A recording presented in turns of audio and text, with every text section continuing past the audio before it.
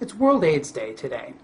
For 22 years, this annual observance has drawn media and popular attention to the situations of those living with or affected by HIV around the world. This year, probably the most disturbing AIDS-related news is the continued trend of criminalizing sexually active people who know their positive HIV status, even when their actions have endangered no one. For a moment, let's imagine legal restrictions put upon people with red hair that consider them all potential serial killers, placing them at risk of arrest anytime they wore a hat and shook someone's hand. A tiny percentage of redheads may in fact intend to kill others. Handshakes may be harmless, but hands can also be used to strangle, right? If there's a widespread opinion that all redheads are dangerous, and one of them conceals his or her auburn locks under a toque, isn't that deceitful? If a redhead shook your hand while no one else was around, who's to stop you from claiming they actually placed their hands around your neck? An absurd comparison, right? Fatal strangling and HIV infection are not the same.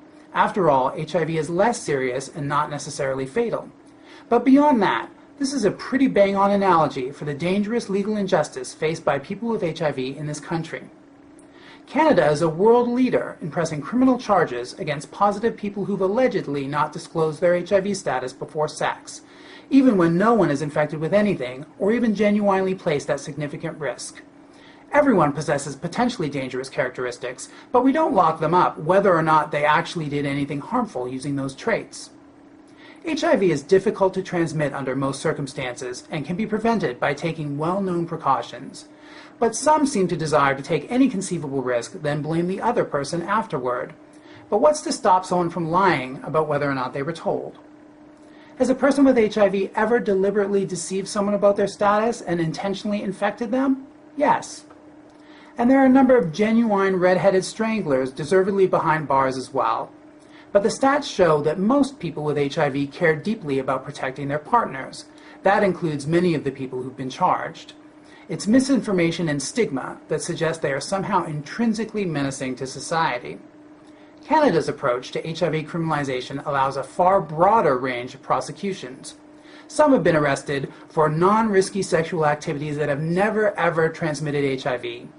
And people have been locked away based on allegations that were scientifically impossible to prove and where no one was actually harmed. Women and men with HIV have been charged because vindictive ex-partners wanted to punish them for things that had nothing to do with the virus. Take the case of Deanne from Quebec. Her ex got back at her for pressing domestic assault charges by suddenly claiming she had never told him she had HIV after years together. It was her word against his. Some of the most vulnerable end up the most prosecuted. In Ontario, for instance, those of African descent make up 14% of all people with HIV. But African Canadian men make up 40% of those arrested for alleged HIV non-disclosure.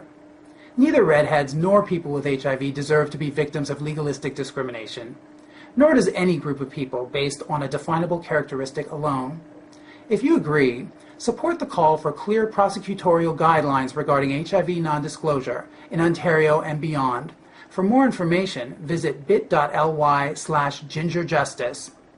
If we'd like to encourage the sort of relationships where intimate partners feel safe disclosing medical information to each other, is giving one group of people the power to put the other in jail the best way to achieve that desirable result? I'm not convinced. For Rabble TV, I'm Sean Sims, and not Rex Murphy.